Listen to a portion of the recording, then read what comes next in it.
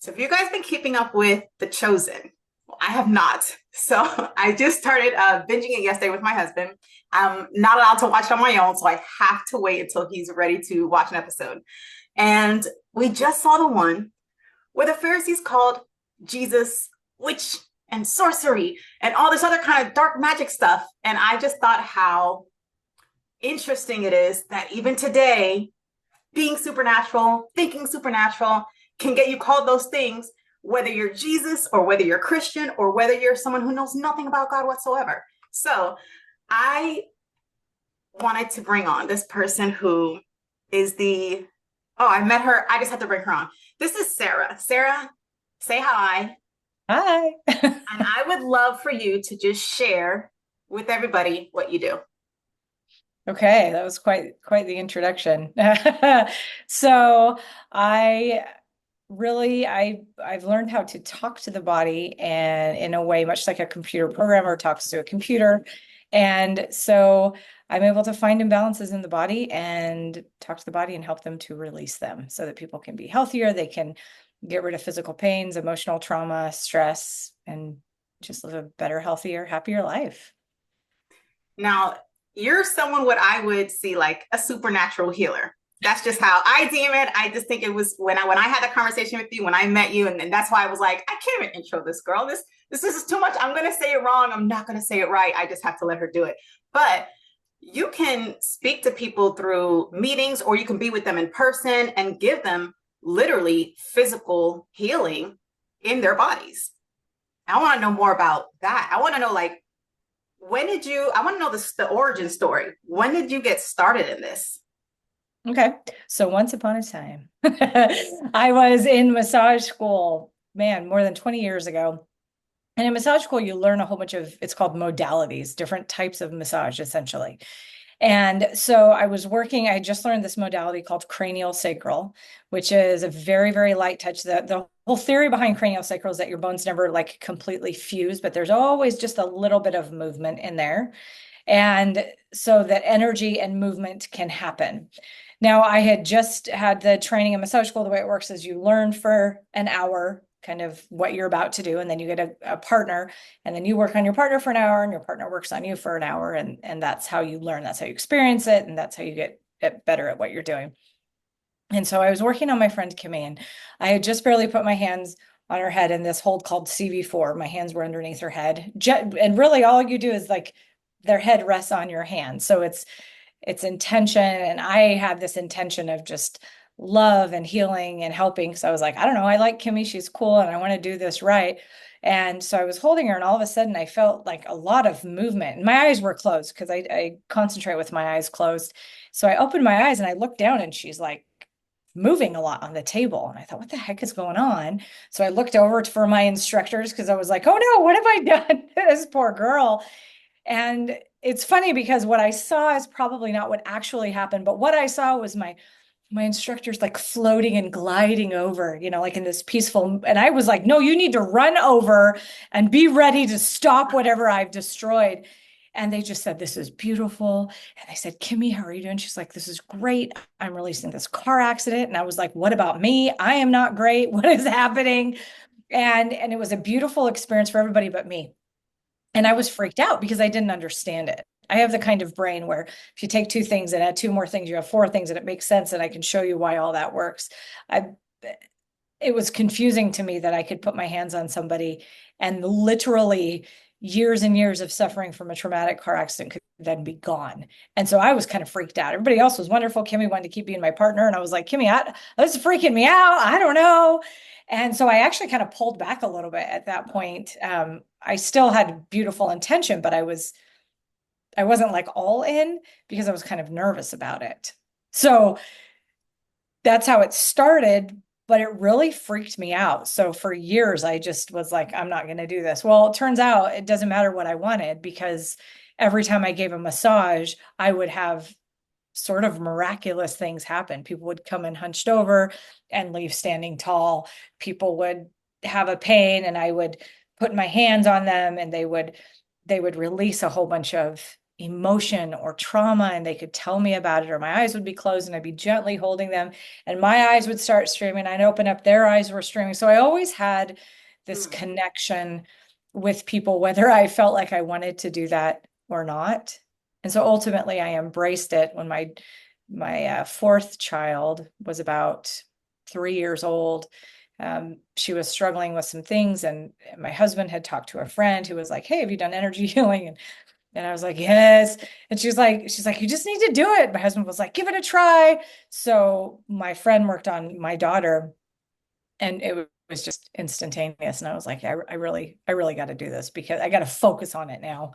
And so I did. I got into it a lot more full time that way. And I started working on people. I was living in Texas at the time. I was working on my family members in Oregon, and then my family members in Arizona. And then I worked on people, somebody in Sweden and somebody in France. And so it was all like super far away, but I do energy work. And all of a sudden, they'd be like, "Oh, I feel so much better." Wow. And it was just, yeah, it was fantastic. That's amazing. So when I hear stuff like this, it just that episode of The Chosen I was referring to, just you came to my mind because it was the one where he takes the mud and he puts it on the person's eyes and he's like, "This is gonna feel weird." And then, he cleans his eyes, and then that's why they were, saying, "Oh, sorcery," and da da da and stuff. But that was the episode. And sometimes it seems like, well, they don't teach this in medical school, or the doctor, "Put your hand on your patient, blah, blah, blah." Like, it's not something that this is Western medicine, I guess. Would you say this is more like Eastern medicine, more like holistic approach? Like, you're not dealing with any type of like a how do I say? Like, there's like no prescriptions involved. There's no like long term, like you have to come back. Like, this is just you for the rest of your life, and you have to do this treatment with you, like, 3 times a week, every day for the rest of your life, because it's just like a chronic thing forever. Or do you see where you do this energy healing, you have these sessions, and there comes a point where they are good and they're like, "Hey, thanks, bye," and they are just healed, and it's just unexplainable healing? It's kind of both, which is interesting because people come, and typically after a first session, it's pretty incredible and fantastic, the things that happen just after a first session. And I can hear on the other side of the phone, or I can see them, they're just like, "Oh my gosh, I don't even understand what happened, but I feel so amazing." Now, just like with anything, when you get a taste of something amazing, you're like, "Well, wait, well, what about this thing? And what about this thing? And what about this thing?"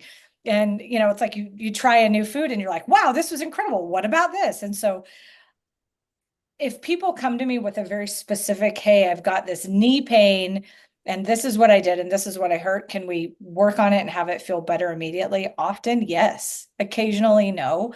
And sometimes they have to come a couple of times, and then I'm able to help them with that. But then sometimes they're like, "Well, if you help me with this, can you then help me with this? And can you help me with this? And can you help me with this?" So sometimes people keep coming back because they want help in different areas of their life, different things that they want to release. So it's kind of both. But I've had people come to me. I mean, I had one lady come to me, and her daughter was, I think she was 13, and she was dealing with really scary suicidal thoughts.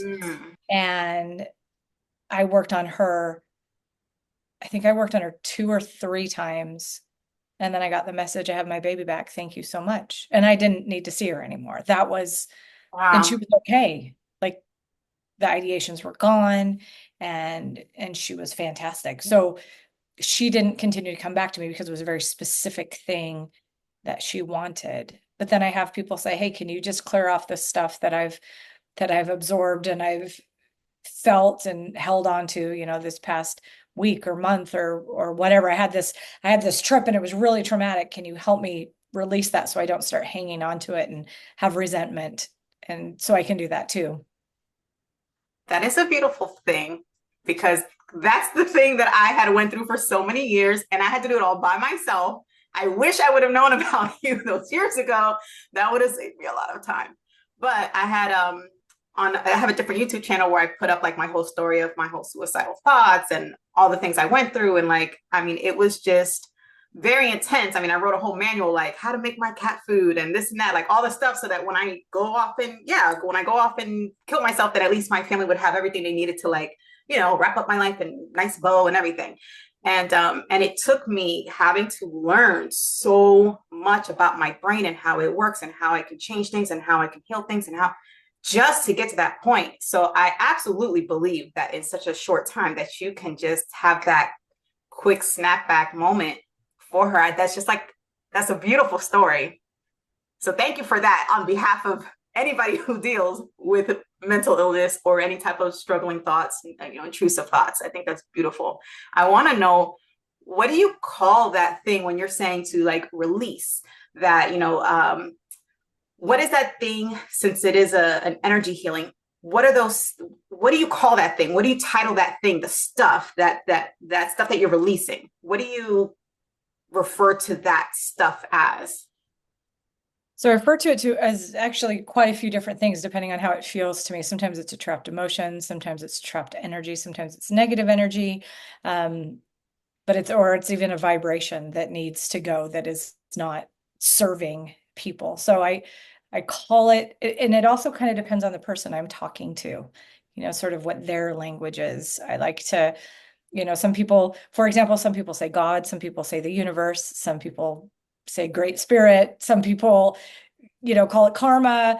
But I believe we're all kind of talking about the same thing, but sometimes a word changes. So it is things that are trapped negatively that aren't serving us is kind of the essential thing. But they have different names depending on how they look, I guess.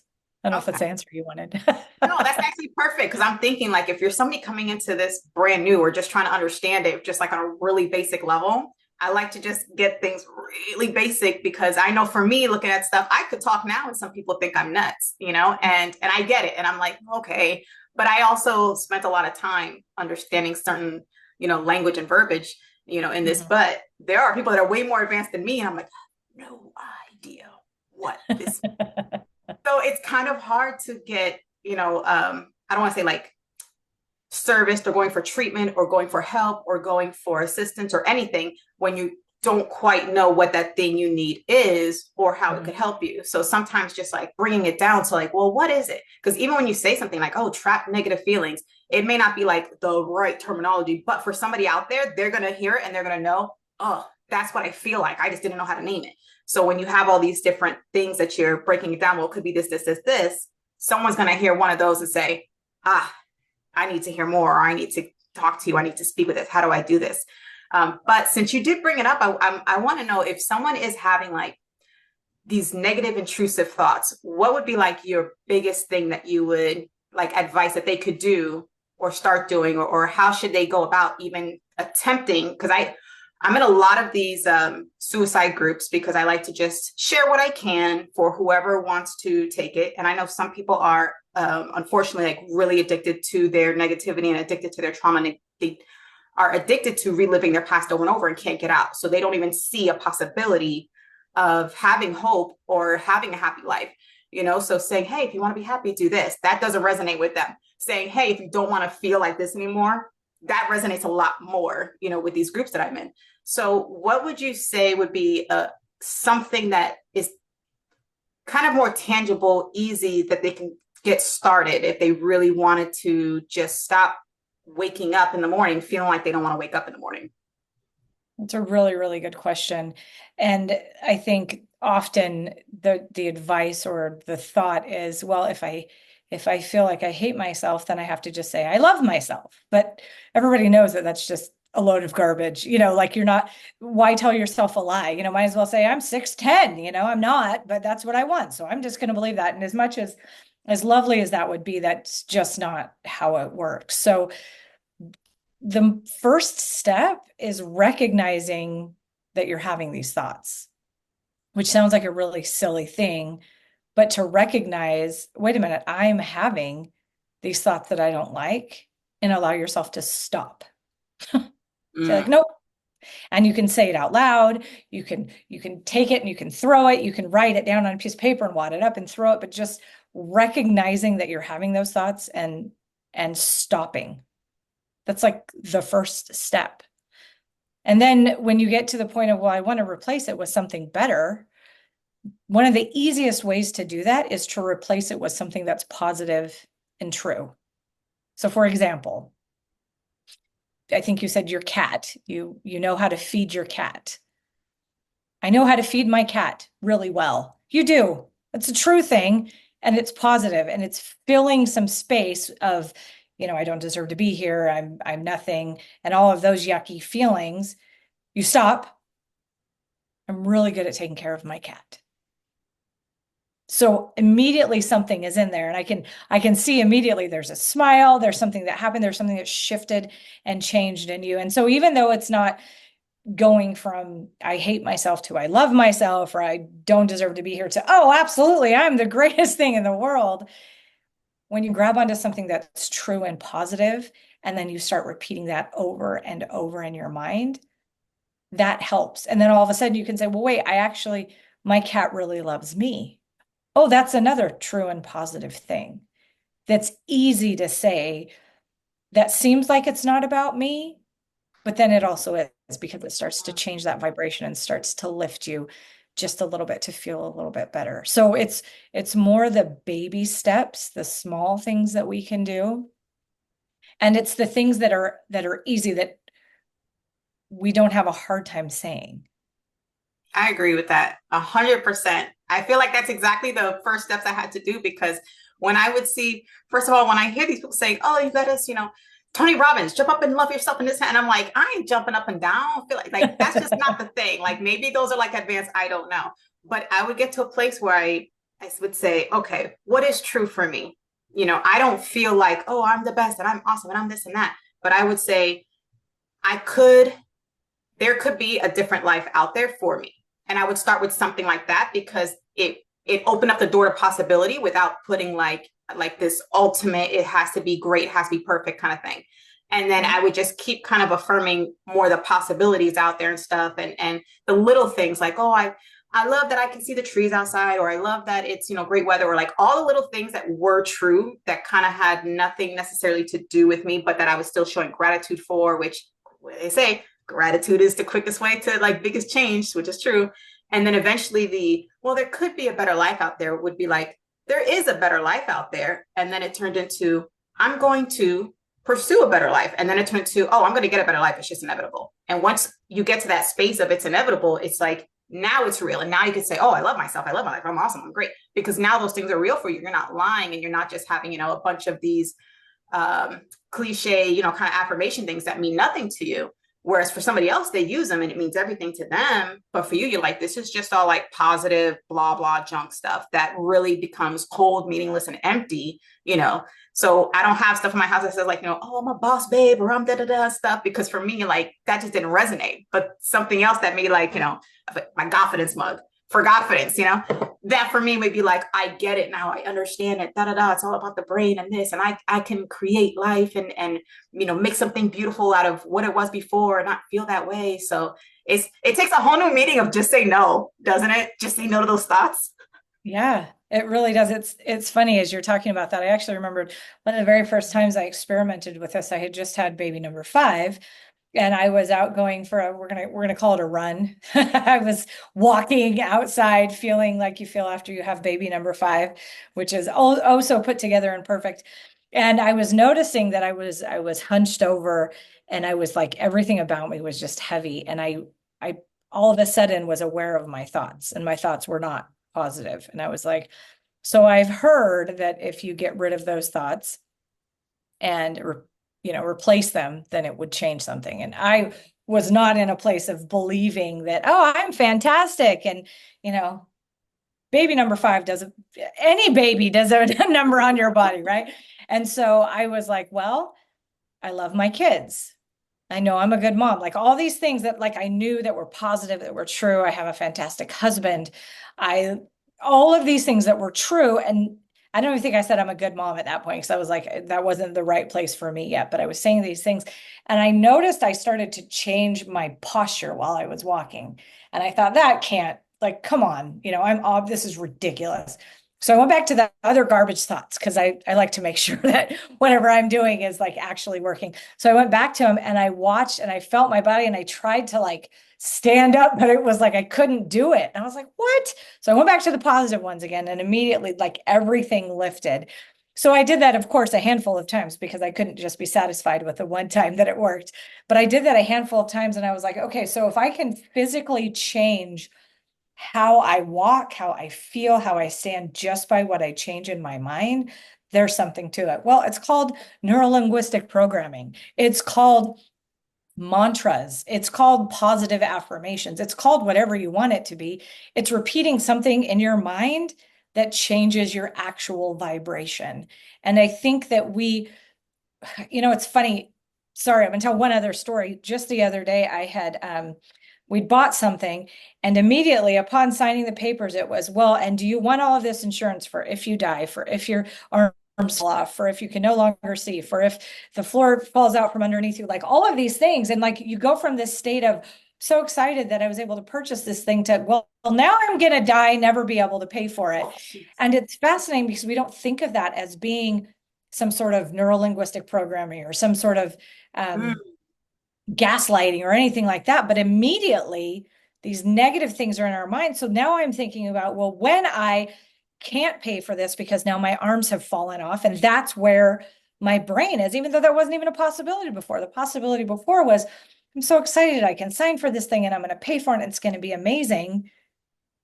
But then all these other things come in so fast that we don't even get the chance to celebrate. And so we worry about the future, and we could be celebrating the future. We could be like, this is going to be so amazing when this exciting thing versus, oh no, what am I going to do when this? And yet we choose often to focus on all of those negatives, and we don't even realize that we're doing it. But I was just absolutely floored.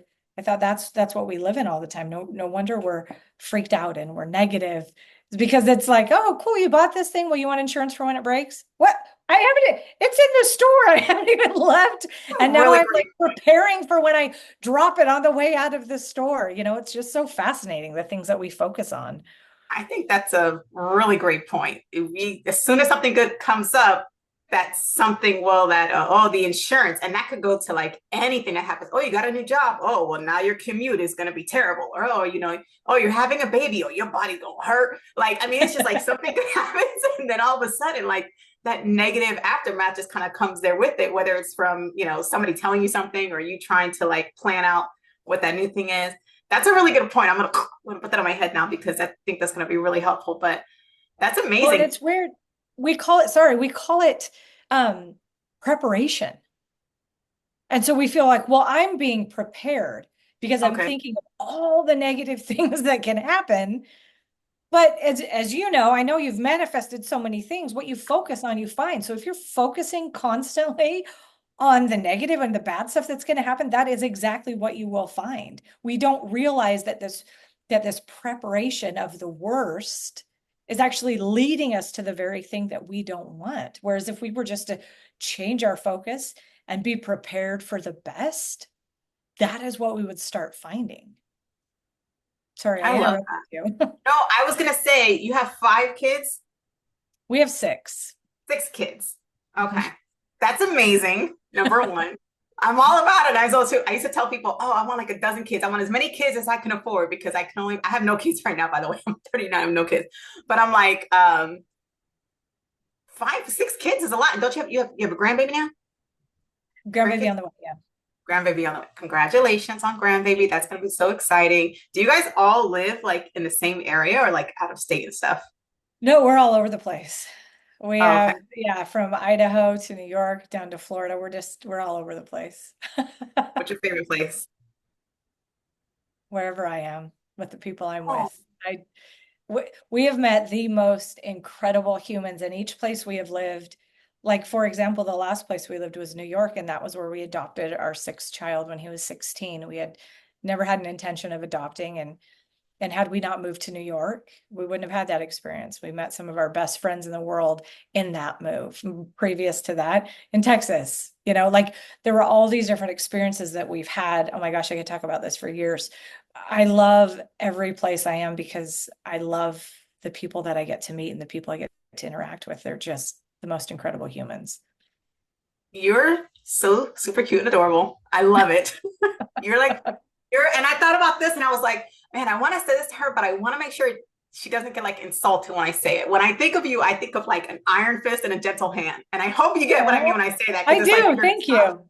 but you have that gentleness to be like, listen, we're not doing no junk around here, okay? Not wasting the time.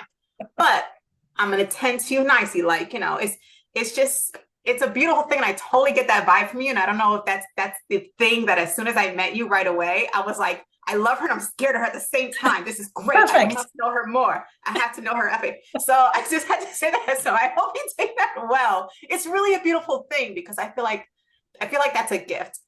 And I think that maybe that's why you are just so like, I'm making up this word now, like magnanimously, like amazing at what you do, because to have this whole story where you're able to help people in a way that is just so far what a brain can actually fathom. I think it's just so what this world needs. You are exactly what this world needs. I am so happy to have met you and I can't wait to know more about you. I can't wait to like follow your journey. And I'm so glad that you came on here just to even chit chat a little bit about what you do. But where can people connect with you? Website, email, what do you want to share where they can get with you? So I have maybe the best way. I don't know the best way. I do have a website. It's kind of out of date and old. That's sageenergyhealing.com. You can find me there, read a little bit about what I do. We're in the process of fixing it up and making it a little bit snazzier. I do have a podcast called Stronger Than You Think. And that's on Apple and on Spotify. So that's fun. Then on Facebook, every day I do these walkie-talkies, Facebook and Instagram. So on Sarah Park Verhoef, which is my name, and I share just little thoughts and messages. And sometimes they're not sometimes, often they're to the point and very straight. I'm not a big fan of guess what I mean when I say what I say. I'm very much a fan of you ask me a question, I'm going to tell you the answer. I'm not going to be mean about it, but you're not going to have to figure out, well, what did she mean by that? Like that, it's not my favorite. I'd prefer just to be like, well, this is what I mean. And I mean what I say. One time, my husband and I, long before, maybe we had one child at the time, but many, many years ago, we read this book and it said, never lie to your children. I thought, well, obviously. But then they gave more information and they said, if you never lie to your children, when you say, I love you, they will totally understand and believe you. And I thought, oh my gosh, it's not just a lie and like, I'm going to get you this thing and I never do, or we're going to do this thing we never do, but it translates across everything. So when I say I love you, my children absolutely know that we love them because they know we don't lie. Wow, that's So heavy. yeah, so to lighten it back up again, I do these little walkie-talkies and sometimes I start with my best 14 chin and weird face. And just because I don't know, I think we get so worried about showing up so perfectly that we often don't show up at all. And like our mentor, Eileen, another Eileen says, you alone have something that the world needs, and each one of us has something inside of us that we have to share. I know, and just speaking with you, the things that you said to me and to my husband, just all of a sudden our minds were sparking and like, oh my gosh, I didn't even think about this. And this is so helpful. So each of us, we have so much to offer. So we got to get that voice out there, whether it's double chins and messy hair or, put together perfectly. It doesn't matter. So that's why I do these walkie-talkies. A year and a half ago, I had this idea to start sharing different thoughts. And I thought, this is so dumb. Who even cares? And I thought, well, I had the idea. I might as well do it. And I'm glad I have. People who reach out to me are flooring me. I get these messages, your walkie-talkie helped me so much. And I was like, oh my gosh, I haven't talked to you since high school. This is crazy, but I'm happy about it. I love those. I watch those, and I appreciate that you do it that way, because that's why I didn't wear any makeup today, and I threw my hair in a bun, and I said, it's okay if I feel like wear makeup sometimes, but I don't want to set the precedent that this is how life is and this is the norm. It's like, no, show up, because guess what? Sometimes people really don't care about all the extra stuff that we are worried about. Sometimes they really just need the message.